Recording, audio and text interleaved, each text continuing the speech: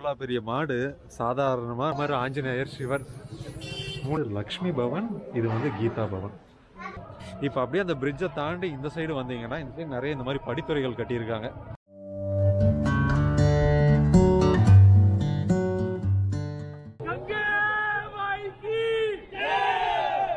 Chakras once bridge construction முடிஞ்சதுன்னா நீங்கள் அதுலேயே நடந்து கங்கா ரிவரை சுற்றி பார்க்கலாம். பார்த்தீங்கன்னா ராம்ஜுலாக்கு போய்கிட்டு இருக்கோம். போலாமா bro? ராம்ஜுலாவோட entrance.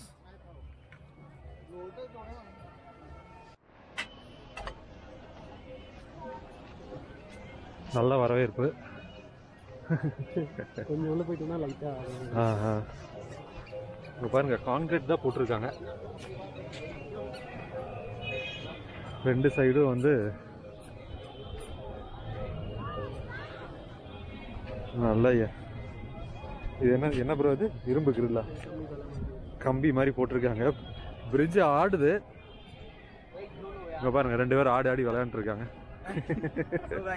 டெஸ்டிங்கா? Nice. Like follow.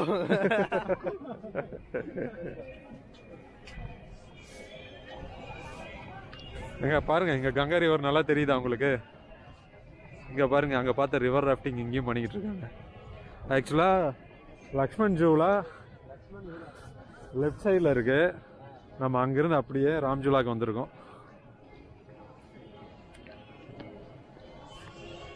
Sunset செம்மையா இருக்குல்ல ப்ரோ? பௌர்ணமி எப்போ இதே மாதிரி அந்த கம்பியெல்லாம் ஆடுறது உங்களுக்கு தெரியுதா? ஆக்சுவலா பிரிட்ஜ் வந்து ஆடுது.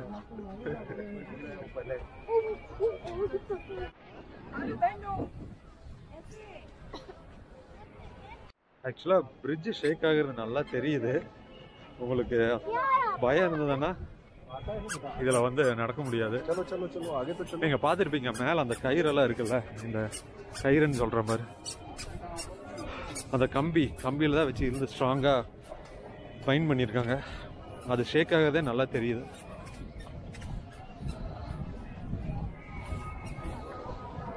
சன்செட் ஆகிட்டு இருக்கு.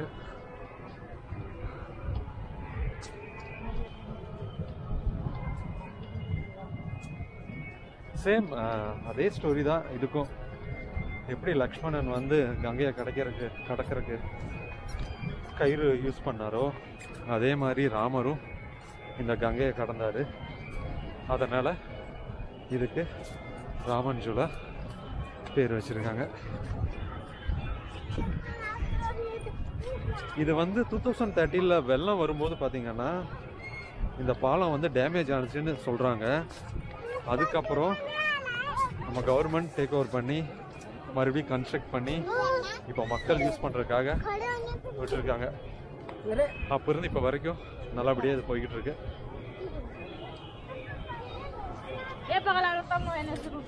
கீழே ஃபுல்லாக தெரியுதுங்களா ரிவர் கிராஸ் ஆகுது.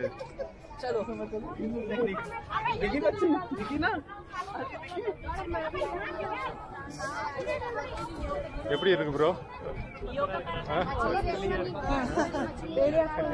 த்ரில்லிங்கா தான் இருக்கு. என்ன சொல்றாருங்க? ஓஹோ, சரி சரிங்க. அதாவது பிரிட்ஜ் மேல நிறைய சேல்ஸ் பண்றாங்க. அதாவது என்னன்னா கீழ இருந்து கங்கை நதியில இருக்கிற மீன்களுக்கு நீங்க உணவளிக்கலாம். அதை சேல்ஸ் பண்றாங்க. அந்த உணவு இருக்குல்ல, சின்னதா சேல்ஸ் பண்றாங்க. நீங்க வேணுமானா நீங்க வாங்கி அதை கீழே போடலாம். கங்கை நதியில இங்கிருந்தே போடலாம். இந்த பிரிட்ஜில் இருந்து அப்படியே கீழே போடலாம். ஷேக் ஆகுறது தெரியுதா? இதெல்லாம் அப்படியே ஆடுது பாருங்க.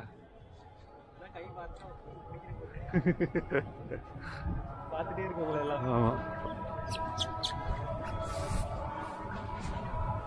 பிரிட்ஜ் மேல ஃபுல்லா இந்த மாதிரி குரங்குகள் அட்டகாசம் நிறையா இருக்கு.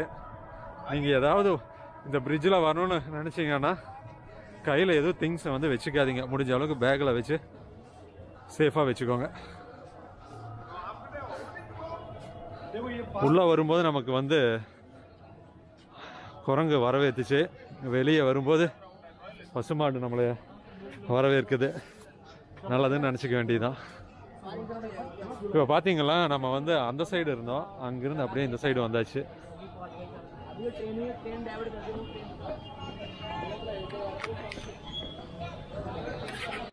நம்ம ராம்ஜுலா, அதாவது அந்த எண்ட்ல இருந்து இந்த எண்டுக்கு நம்ம வந்து ராம்ஜுலா பிரிட்ஜ் வழியாக வந்ததை நீங்கள் பார்த்துருப்பீங்க.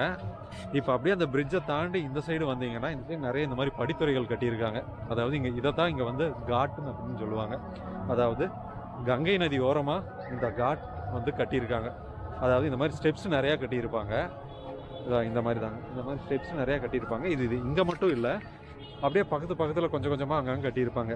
இங்கே வந்து சன்செட் ஆகும்போது, சூரியன் மறையும் போது இங்கே எல்லாமே வந்து பார்த்திங்கன்னா பூஜை பண்ணுவாங்க. அதாவது கங்கை ஆரத்தி நடக்கும்.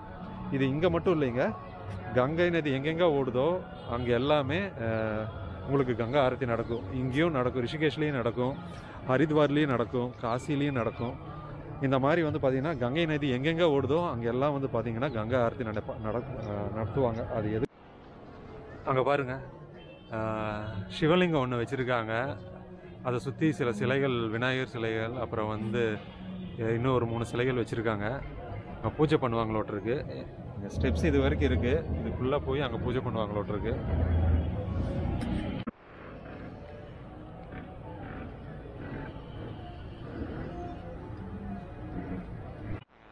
கங்கை ஆரத்தி இங்கே மட்டும் இல்லை, ரிஷிகேஷ் மட்டும் இல்லை, ஹரித்வாரில் நடக்கும், வாரணாசியில் நடக்கும். இந்த கங்கா ஆரத்தி வந்து சூரியன் அஸ்தமனம் ஆனதுக்கப்புறம் இந்த ஆரத்தி நடத்துவாங்க. அது எதுக்காகன்னா கங்கா ரிவருக்கு மரியாதை செலுத்தும் வகையில் அதை நடத்துகிறாங்க. இது வந்து பார்த்திங்கன்னா ஃபேமஸ் ரிஷிகேஷ் ஹரித்வாரில் தான். நீங்கள் நிறையா வாட்டி பார்த்துருப்பீங்கன்னு நினைக்கிறேன். அந்த கங்கைக்கரை ஓரமாக நிறையா அந்த விளக்குகள் வச்சு அப்படியே சுற்றி ஆரத்தி காமிப்பாங்க. அது நிறையா ஃபோட்டோஸ், இமேஜஸ் எல்லாம் நீங்கள் பார்த்துருப்பீங்க. நம்ம ஹரித்வார் போகும்போது அதை நம்ம பார்க்கலாம். அதுபோக அந்த கங்கா ஆரத்தி நடக்கும்போது விளக்குகளும் பூவையும் வச்சு கங்காவில் வந்து விடுவாங்களாமா. அதாவது மக்கள் வந்து அந்த ஸ்ட்ரீட்டில் விற்பாங்க இல்லைங்க, விளக்கும் பூவும் ஸ்ட்ரீட்டில் விற்பாங்க. அதை வந்து தண்ணியில் விடுவாங்களாமா, அந்த கங்கைக்கு மரியாதை செலுத்தும் விதமா. அவங்க மனசில் ஏதாவது வேண்டுதல் இருந்தால் வேண்டிட்டு அது கங்கையில் விடுவாங்க. நார்த்லேயும் சரி, நார்த் ஈஸ்ட்லேயும் சரி, இங்கே இருக்கிற கால்நடைகள், அதாவது மாடுகள் எல்லாம் இருக்குல்ல, அது பாட்டுக்கு ரோட்டில் விட்டுறாங்க. இது அவங்க பராமரிக்கிறாங்களா இல்லையான்னு தெரியல. எங்கே போனாலும் மாடுகள் வந்து வழியில் நின்றுறது, அது பாட்டுக்கு அமைதி, அது பாட்டுக்கு நம்மக்கிட்ட வந்து மேலேயும் கீழேயும் பார்த்துட்டு அது பாட்டுக்கு போயிடுறது. நீங்களும் அதை பார்ப்பீங்க. இப்போது அதே அந்த படித்துறையிலிருந்து அப்படியே நடந்து இன்னொரு இடத்துக்கு போய்கிட்டு இருக்கோம். என்ன இடம்னு அங்கே போயிட்டு சொல்கிறேன். நீங்கள் ராமன் ஜூலா, லக்ஷ்மண் ஜூலா, அப்புறம் வந்து ஜானகி ஜூலா 3ஐயும் நீங்கள் பார்க்கணுன்னா நீங்கள் வாக்கபிள்லேயே பார்க்கலாங்க, உங்களால் முடியும்னா. ஓகேவா? ஒவ்வொரு இதுக்கும் கொஞ்சம் தூரம் தான் டிஸ்டன்ஸ், வாக்கபிள் டிஸ்டன்ஸ் தான். அப்படியே நீங்கள் உங்களுக்கு எது ஈஸியாக இருக்கோ அந்த ஜூலாவில் நீங்கள் ஸ்டார்ட் பண்ணி அப்படியே நடக்க ஆரம்பிச்சிங்கன்னா அப்படியே ஒவ்வொன்றா அப்படியே அந்த ஏரியாவில் லோக்கல்ஸில் அப்படியே உள்ளே சுற்றி பார்த்துட்டே நீங்கள் வந்து நீங்கள் பார்க்க வேண்டிய பிரிட்ஜுக்கு நீங்கள் போயிடலாம்.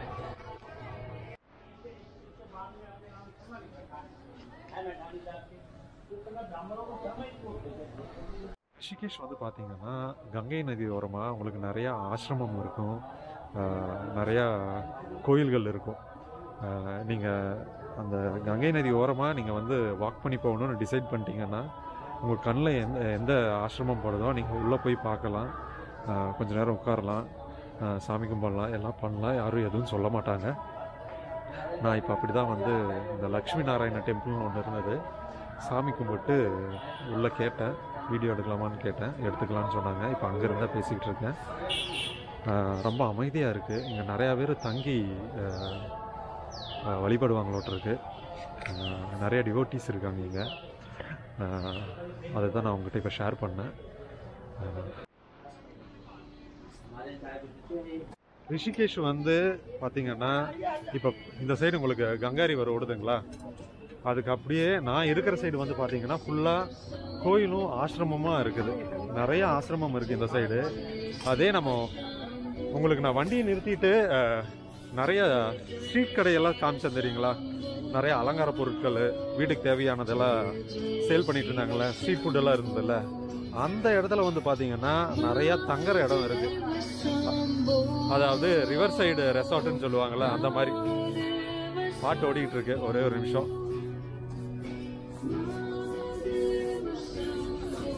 ஓகே, சிவசம்பா போயிடுச்சு. அந்த சைடு வந்து பார்த்தீங்கன்னா நிறையா ரெசார்ட்ஸ் வச்சுருக்காங்க. அங்கேயும் சில கோயில்கள் இருக்குது, நிறையா சின்ன சின்ன கோயில்கள் இருக்குது. அதை நீங்கள் அந்த சைடு நடந்து போகும்போது தான் தெரியும். நீங்கள் வண்டியில் வந்துட்டு சும்மா சுற்றிட்டு அந்த லக்ஷ்மண் ஜூலா, ராமன் ஜூலா மட்டும் அந்த இடத்துல மட்டும் நிறுத்திட்டு அதை மட்டும் பார்த்துட்டு போகணுன்னா அதையெல்லாம் நீங்கள் பார்க்க முடியாது. நீங்கள் ஏதோ ஒரு இடத்துல வண்டியில் வந்தீங்கன்னா நிறுத்திட்டு இந்த ராமன் ஜூலா, லக்ஷ்மண் ஜூலா அதை சுற்றி இருக்கிற ஸ்ட்ரீட்லேயே நீங்கள் நடந்து பாருங்கள். உங்களுக்கு எல்லா ஏரியாவும் உங்களுக்கு நல்லாயிருக்கும். இங்கே ஒரு கோபுரம் மாதிரி கட்டியிருக்காங்க. அதில் வந்து ராமர், ஆஞ்சநேயர், சிவர் 3 பேரும் மேலே நின்றுட்டு இருக்கிற மாதிரி, ஒரு கொடைக்கு கீழே நின்றுட்டு இருக்கிற மாதிரி சிலை கட்டியிருக்காங்க அந்த டவரில். நிறைய இந்த மாதிரி மாடுகளை நீங்கள் பார்க்கலாம். அப்படின்னு எதுவும் பண்ணாது, நீங்கள் தொட்டு பார்த்துக்கலாம். இவ்வளோ பெரிய மாடு சாதாரணமாக நம்ம ஸ்ட்ரீட்டில் நின்றுக்கிட்டு இருக்கு. அது எதுவும் பண்ணாது, நம்ம பக்கத்தில் போய் பண்ணாலே எதுவும் பண்ணாது. நம்ம ஊர் மாடுகள் எல்லாம் நம்ம பக்கத்தில் போனாலே ஒரு பயம் காட்டும்.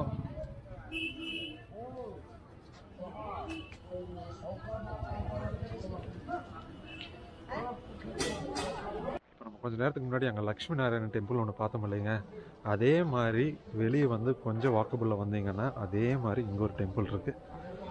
அங்கே தான் நான் இப்போ நடந்து போயிட்டு இருக்கேன். உள்ளே போய் பார்க்கலாம். இதுக்கு முன்னாடி நம்ம அங்கே ஒரு லக்ஷ்மி நாராயணன் டெம்பிள் பார்த்தோம் இல்லைங்க, அதே கோயில் தான். இதுவும் லக்ஷ்மி நாராயணன் கோயில் தான். அது வந்து லக்ஷ்மி பவன், இது வந்து கீதா பவன். சேம் அதே மாதிரி தாங்க.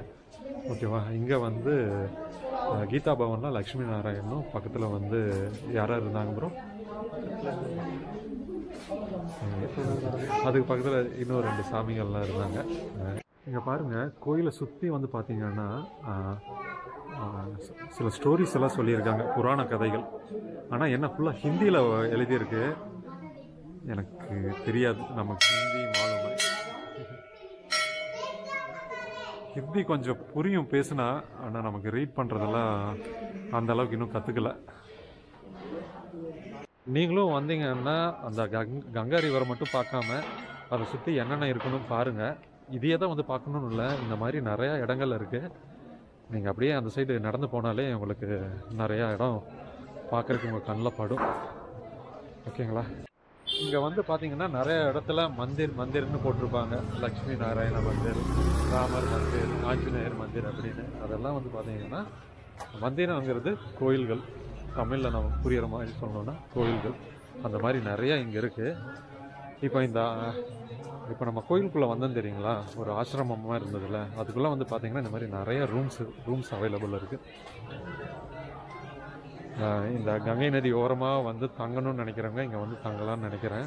பட் இதை பற்றி டீட்டெயில்ஸ் எனக்கு எதுவும் தெரியல. நான் சும்மா இங்கே பார்த்தேன், ஹோட்டல்ஸ் மாதிரி நடத்துகிறாங்க லோக்கலுக்கு.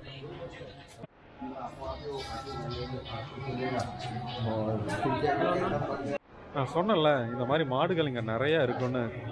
இது என்ன இங்கே பிரச்சனைன்னா, அந்த மாடுகள் தெருவோரம் அப்படியே விட்டுறாங்க. அதை பராமரிக்கிறாங்களா இல்லையான்னு தெரியல. இந்த சைடு நடந்து வரவங்க அதை சாப்பிட்டு போடுறாங்கல்ல, அதையும் அது சாப்பிடுது. சில பேர் அந்த கவரோட தூக்கி வீசிடுறாங்க, அந்த கவரையும் சேர்ந்து சாப்பிடுது. என்ன பண்ணுறதுன்னே தெரியல. சில சமயம் வந்து பார்த்தீங்கன்னா நம்ம ஹைவே ரோடு இருக்குல்ல, அங்கேயும் கூட நடு ரோட்டில் அப்படியே படுத்து கிடக்கும். நிறைய இதனால் ஆக்சிடெண்ட் ஆகுதுன்னு கூட சொல்கிறாங்க. இங்கே லோக்கல்ஸ் அந்த மாதிரி சொல்கிறாங்க. நார்த்லேயும் சரி, நார்த் ஈஸ்ட்லேயும் சரி, இந்த மாதிரி நிறையா சொல்லி நான் கேள்விப்பட்டிருக்கேன். இதே மாதிரி நிறையா வந்து வீடியோஸ்லையும் சொல்லியிருக்காங்க, அதை நான் பார்த்துருக்கேன். அதெல்லாம் பார்க்கும்போது நான் சரியாக கவனிக்கல. நான் இந்த சைடு வரும்போது தான் அதை நான் அனுபவப்படுறேன். இங்கே பாருங்கள், இங்கே ஒன்று நிற்கிது, அதே மாதிரி என் பின்னாடி ஒன்று. இந்த மாதிரி நிறையா இருக்குங்க.